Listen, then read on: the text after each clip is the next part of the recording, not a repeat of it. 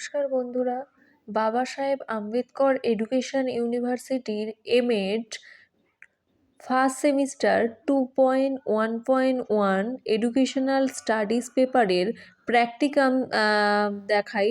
তো চলো কিভাবে প্র্যাকটিকামটা বানাতে হয় 2.1.1-এর এডুকেশনাল স্টাডিজ পেপারের উপর কিভাবে প্র্যাকটিকাম বানাতে হয় চলো দেখাই। তো এখানে আমার প্র্যাকটিকামের টপিক ছিল process of socialisation of the child, অর্থাৎ শিশুর সামাজিকীকরণ কিভাবে হয় তার সেই প্রক্রিয়ার উপর বা শিশুর সামাজিকীকরণ প্রক্রিয়ার উপর একটা প্রজেক্ট। তো ফার্স্ট দেখো এখানে কিন্তু সূচিপত্র দেয়া আছে। সূচিপত্রর পর দেখো আমি কৃতজ্ঞতার স্বীকার লিখলাম, কৃতজ্ঞতার স্বীকারটা দেয়া আছে দেখো ভালোভাবে তোমরা।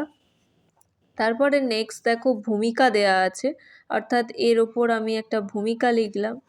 ভূমিকা লেখার পর তারপরে দেখো সামাজিকীকরণের ধারণা, সামাজিকীকরণের প্রথম পোর্শনে ধারণাটা লিখলাম। তারপরে বেশ কিছু সমাজবিজ্ঞানীরা যেটা বলেছেন সেটা আমি কোটেশন করে লিখলাম। তারপরে দিলাম আমি কি সামাজিকীকরণের কিছু উদ্দেশ্য, তারপরে আছে কি সামাজিকীকরণের কিছু উপাদান, যে সামাজিকীকরণ শিশুর সামাজিকীকরণে যে সকল বিষয় বিশেষভাবে দরকার সেটা হচ্ছে আমাদের পরিবার থেকে আমরা সামাজিক হই, বিদ্যালয় থেকে, সহপাঠী গোষ্ঠী থেকে, গণমাধ্যম, সংস্কৃতি, সমাজ, এগুলি। তারপর নেক্সট দেখো শিশুর সামাজিকীকরণে পরিবারের ভূমিকা। তো পরিবারের ভূমিকা আমি দেখো 4টে পয়েন্ট করে দিয়েছি। নেক্সট স্লাইডে দেখো লেখা আছে শিশুর সামাজিকীকরণে বিদ্যালয়ের ভূমিকা। ফার্স্ট পয়েন্ট দিলাম, সেকেন্ড, থার্ড পয়েন্ট।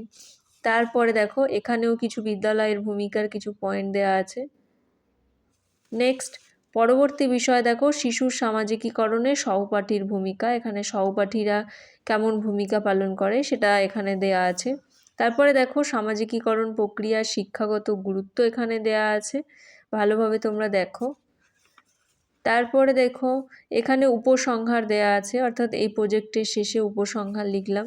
তারপর আছে আমাদের গ্রন্থপঞ্জি বা আমরা যেটাকে বলা হয় রেফারেন্স, যে কোন কোন বইয়ের সহায়তায়, কিছু লিঙ্কের সহায়তায়, যেগুলো সহায়তায় এই প্রজেক্টটা তৈরি করেছি, তো সেটা লেখা হলো। ভিডিওটা যদি ভালো লাগে প্লিজ লাইক, কমেন্ট, শেয়ার করবেন। Thank you.